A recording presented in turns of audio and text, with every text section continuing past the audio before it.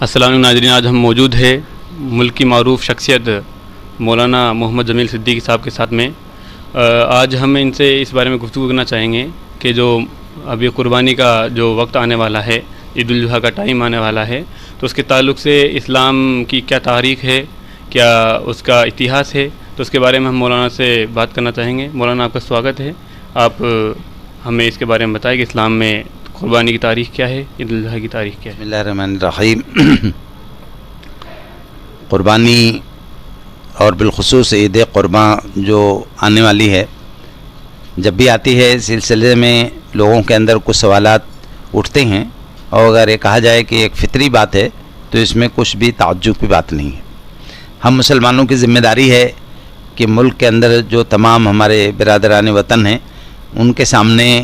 اس پوری قربانی کی تاریخ، اس کا پورا فلسفہ اور انسانی زندگی پہ اس کے اثرات کیا پڑتے ہیں، اسے ہمیں لوگوں کے سامنے رکھنا چاہیے۔ یہ ہماری ذمہ داری ہے۔ تاریخ کے اندر ایک بہت اللہ تعالیٰ کے جلیل القدر پیغمبر حضرت ابراہیم علیہ السلام کا تذکرہ ملتا ہے۔ آج سے تقریباً 4000 سال پہلے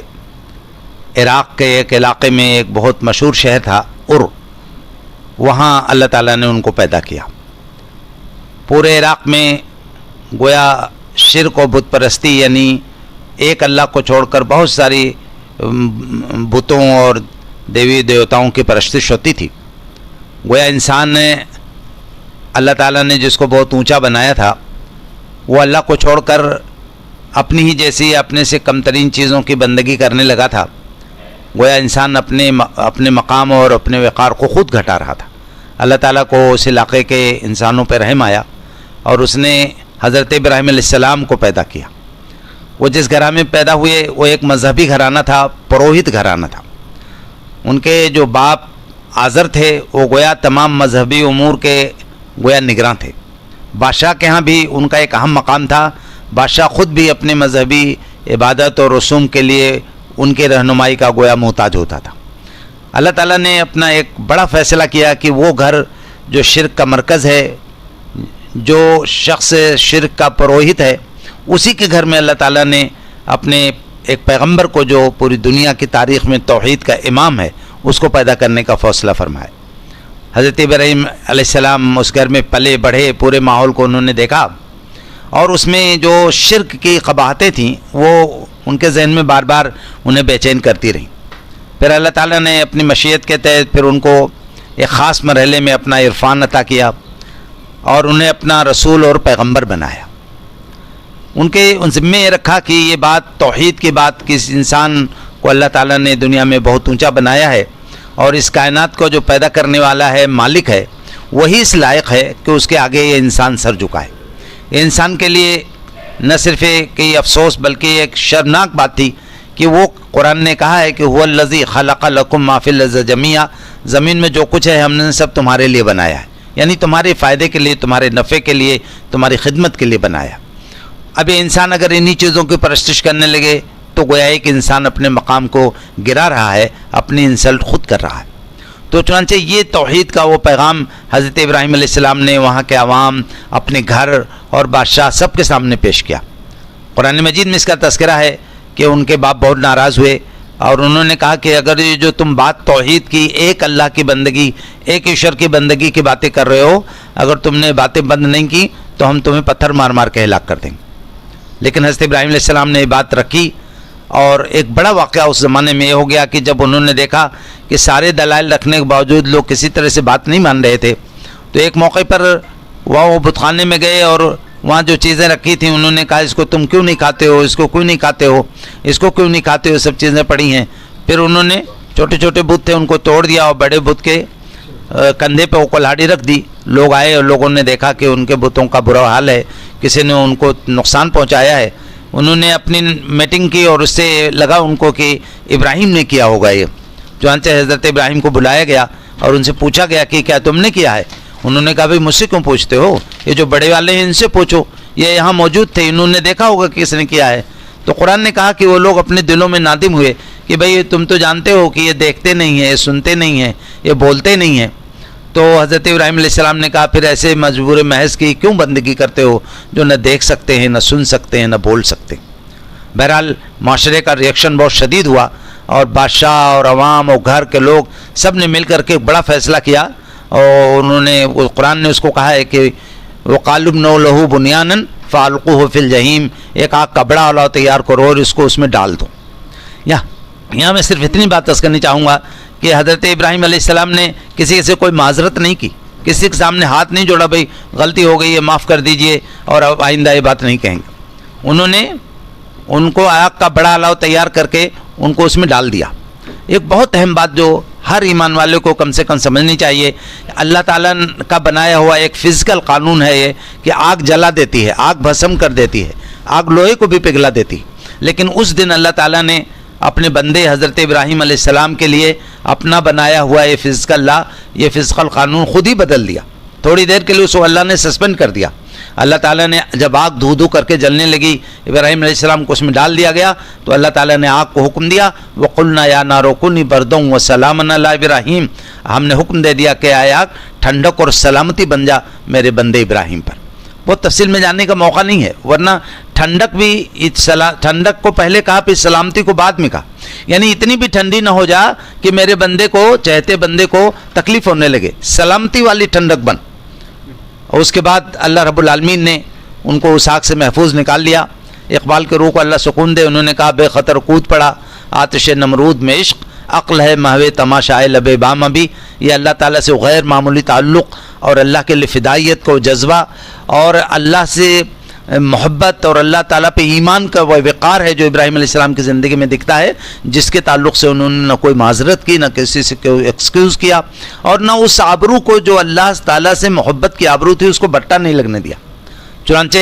وہاں جب یہ صورتحال بن گئی کہ لوگ ان کو جلانے کے در پہ ہو گئے تھے، اب انہوں نے سوچا کہ اب مجھے اس آبادی میں نہیں رہنا چاہیے۔ چنانچہ اللہ تعالیٰ کی طرف سے اشارہ ہوا کہ اس آبادی کو چھوڑ دو، لیکن یہ ڈیسٹینیشن نہیں بتایا گیا تھا کہ کہاں جانا ہے۔ چنانچہ وہ کہتے ہیں قرآن مجید میں ان کا جملہ نقل ہے وقال ذاہب الی ربی سیہدین، میں اب جا رہا ہوں، میرا رب ہی میری رہنمائی کرے گا کہ مجھے کہاں جانا ہے۔ راستے میں ان کی ایک کیفیت ہے جو ہر انسان کے لیے فطری ہے، راستے میں وہ کہتے ہیں کہ اللہ میں اکیلا ہوں، میری بیوی ہیں اور میں ہوں،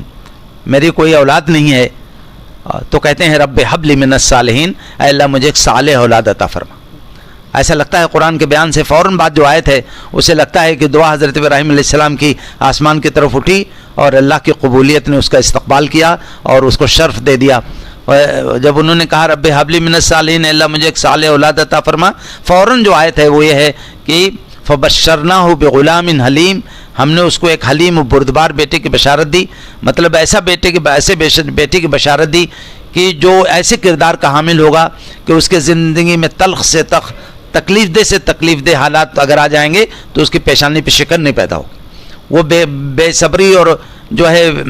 بے قراری کا مظاہرہ نہیں کرے گا، وہ بالکل اللہ پر توکل کے ساتھ اس کیفیت میں جمع رہے گا حق۔ چنانچہ اللہ تعالیٰ نے حضرت اسماعیل علیہ السلام کو دیا۔ آگے جا کر کے حضرت ابراہیم علیہ السلام کو ایک اور خاتون ملی، ان سے ان کا نکاح ہوا، ان کا نام حضرت ہاجرہ ہے۔ پھر حضرت ہاجرہ کو لے جا کر کے بہت دور اللہ تعالیٰ نے ان کو خواب میں دکھایا، وہاں لے جا کے ان لوگوں کو چھوڑ دو۔ وہ خواب میں دکھایا گیا تھا، لگتا رہا، چلتے رہے، جب اس جگہ پہنچے تو ان کو لگا ہاں یہ وہی جگہ ہے جو اللہ نے مجھے خواب میں دکھایا ہے، پھر وہیں ان کو چھوڑ دیا اور پھر وہیں رہے۔ بعض لوگوں نے لکھا ہے کہ حضرت ہاجرہ نے ان سے پوچھا آپ ہمیں چھوڑ کے کہاں جا رہے ہیں، یہ تو یہاں کوئی آبادی بھی نہیں ہے۔ حضرت ابراہیم علیہ السلام نے اشارہ کیا اس کے حکم پہ چھوڑ کے جا رہا ہوں۔ انہوں نے کہا کہ آپ جائیے، جس کے حکم پہ آپ ہمیں چھوڑ کے جا رہے ہیں وہ ہماری دستگیری کے لیے کافی ہے۔ چنانچہ اس کے بعد جو بات ہوتی ہے کہ وہاں وہ جو توشہ تھا جو لے کے گئے تھے وہ ختم ہو گیا، پانی بھی ختم ہو گیا، اب بچے کے جان کے لالے پڑ گئے، وہ منا بچہ حضرت اسماعیل جن کا نام ہے، اب ان کو لیے وہ ان کی ماں مقدس ماں حضرت ہاجرہ پانی کی تلاش میں ادھر ادھر دوڑی۔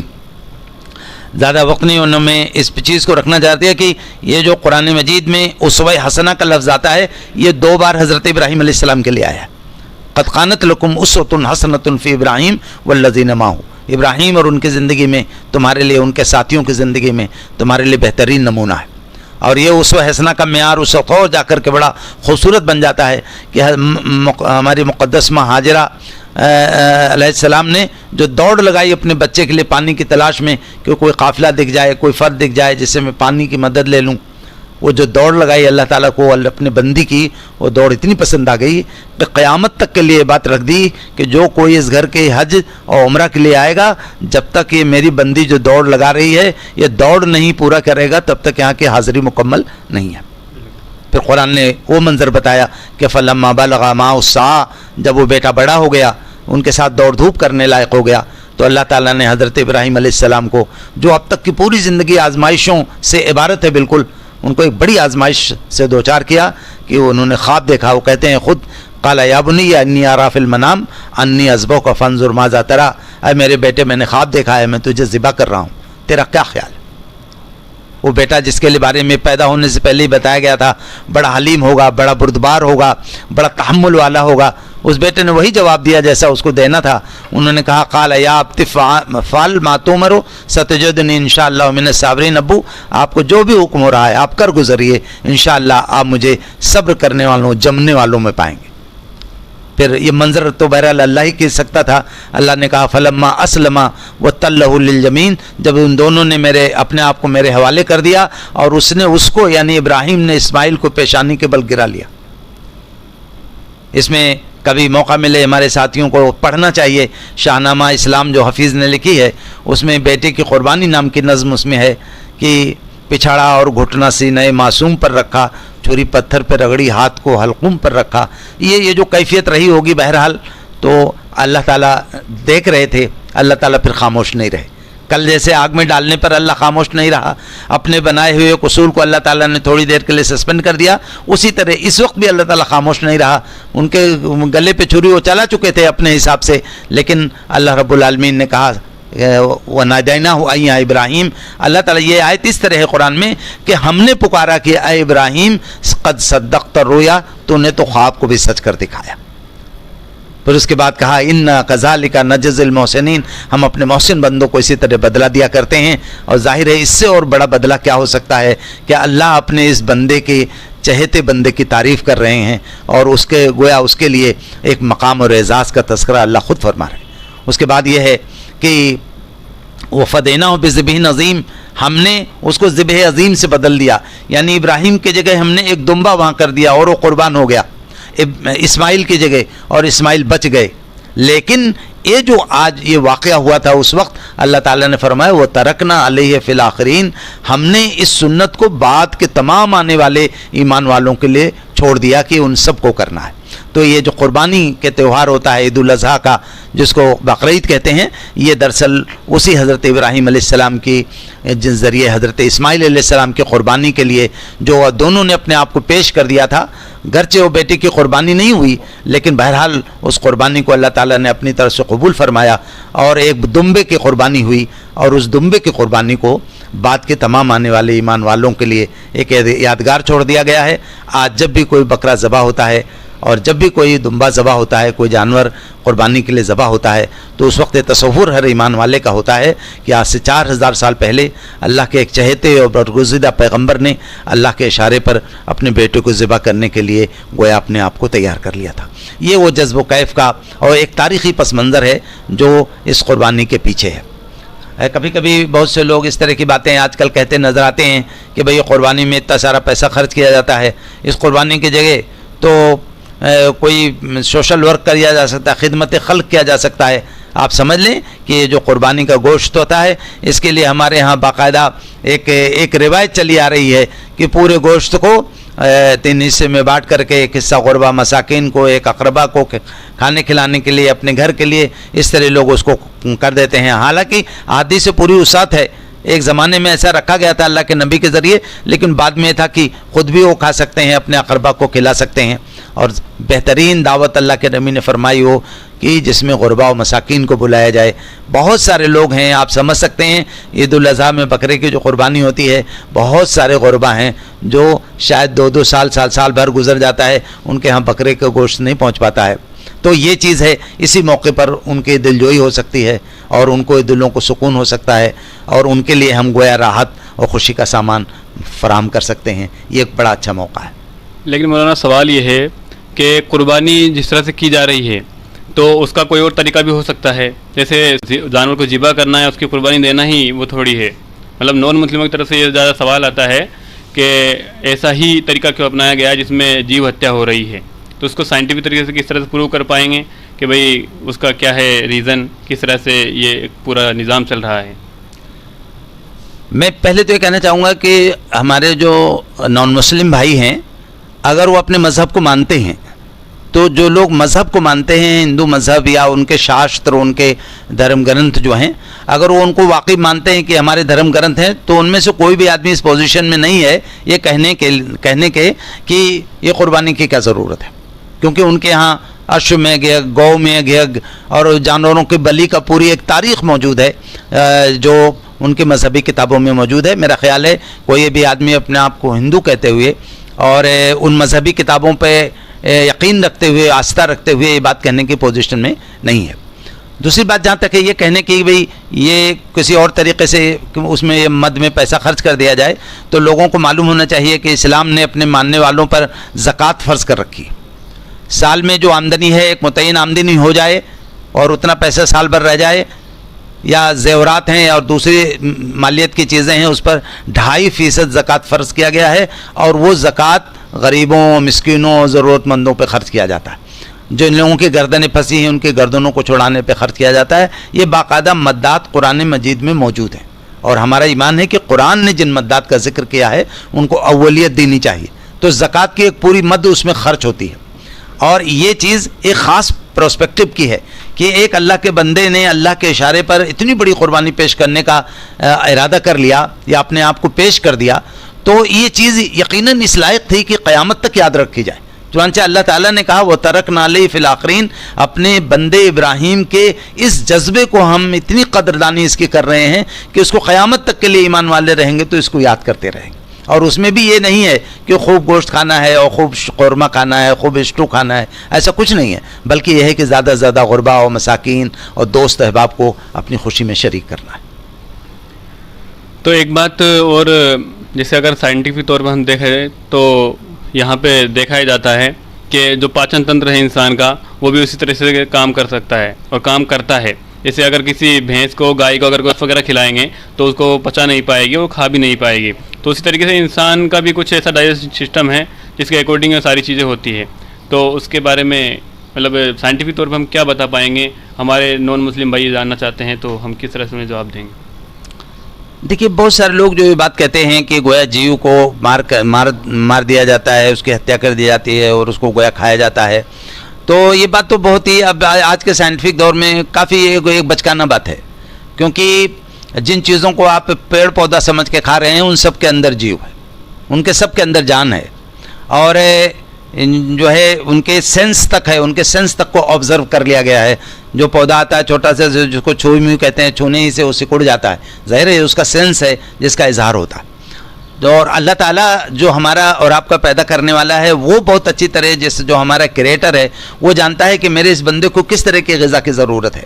اس نے ہمارے ضروریات میں جہاں ہربل پروٹین کا رکھا ہے وہیں اینیمل پروٹین کا بھی وہ رکھا ہے، اور ہماری جو ڈائجسٹو سسٹم ہے، ہماری جو گویا فزیولوجی، انیٹومی ہے، اس بات کا پورا تقاضا کرتی ہے کہ ہم کو ایسی غذا ملے، اور اسی کے لیے اللہ تعالیٰ نے دانتوں وغیرہ کا جو نظام رکھا ہے انسان کے اندر وہ یہ ہے کہ وہ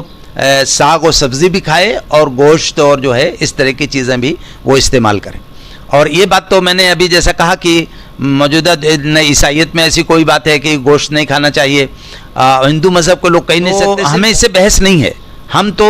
آپ کو نہیں لگتا ہے کہ بھئی اس طرح گوشت کھانا چاہیے، اس طرح یہ کرنا چاہیے، ہم کسی پہ جبر لا اکراہ فی الدین، دین کے معاملے میں کوئی جبر نہیں ہے۔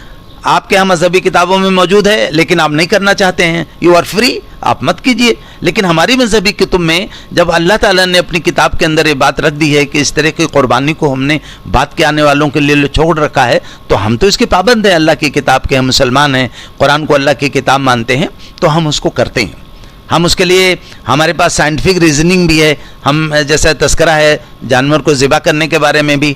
کچھ لوگ ایسے ڈائریکٹ کر دیتے ہیں، جبکہ ذبح کرنے کے بعد جانور کے اندر سے پورا خون اس کا نکل جاتا ہے اور اس کیفیت میں وہ نقصان دہ نہیں ہوتا ہے۔ یہ ایک الگ بحث ہے، اور الحمدللہ ہمارے میڈیکل کے بہت سارے ایکسپرٹس نے اس پہ اپنی رائے دی ہے۔ ہمارے جو ساتھی اس کو دیکھنا چاہیں، سننا چاہیں، اس پہلو پہ جا کے اس کو تفصیل سے جان سکتے ہیں۔ ہم تو بس یہ ہے کہ ہم جانتے ہیں کہ ہمارے لیے کیا اچھا ہے کیا برا ہے. جتنا ہم سمجھتے ہیں اس سے زیادہ بہتر وہ سمجھتا ہے جس نے ہمیں پیدا کیا ہے. اس نے ہمارے لیے جس چیز کو حلال کیا ہے وہ ہم سمجھتے ہیں وہ زیادہ بہتر ہے. جس کو اس نے حرام کر دیا ہے ہم سمجھتے ہیں کہ ہمارے لیے ہم سے زیادہ بہتر جانتا ہے, وہ ہمارے لیے نقصان دہ ہے, اس لیے اس نے اس کو حرام کر دیا ہے. ہم اللہ کے حلال و حرام کے پابند ہیں. ہم دعا کرتے ہیں کہ مسلمانوں کے اندر خاص طور پر قرآن مجید پر ایمان, رسول پاک صلی اللہ علیہ وسلم پر ایمان, حضرت ابراہیم اور ان کے اسوے پر ایمان وہ تازہ رہنا چاہیے. اور شاید یہی وہ مقصد ہے جس کے لیے اللہ تعالیٰ نے ایک تہوار ہر سال ہمیں عطا کیا ہے, جس میں حضرت ابراہیم علیہ السلام, ان کے مقام, ان کے مرتبے, ان کی قربانیاں اور ان کا جو اسوہ ہے اس کی یاد تازہ ہوتے رہے. ہم اس پر اللہ تعالیٰ کا شکر ادا کرتے ہیں کہ وہ ہمیں اس کا موقع دیتا رہتا ہے. تو ابھی ہمارے ساتھ میں بات کرنے کے لیے موجود تھے مولانا محمد جمیل صدیقی صاحب, جو کہ ابھی قربانی کے جو مسائل ہے اور جو عید الاضحیٰ کا جو پیغام ہے اس کے اوپر اپنی بات رکھ رہے تھے. آپ سبھی سے گزارش ہے کہ ہمارے چینل کو سبسکرائب کیجئے, لائک کیجئے. شکریہ, دھنیہ واد, تھینک یو.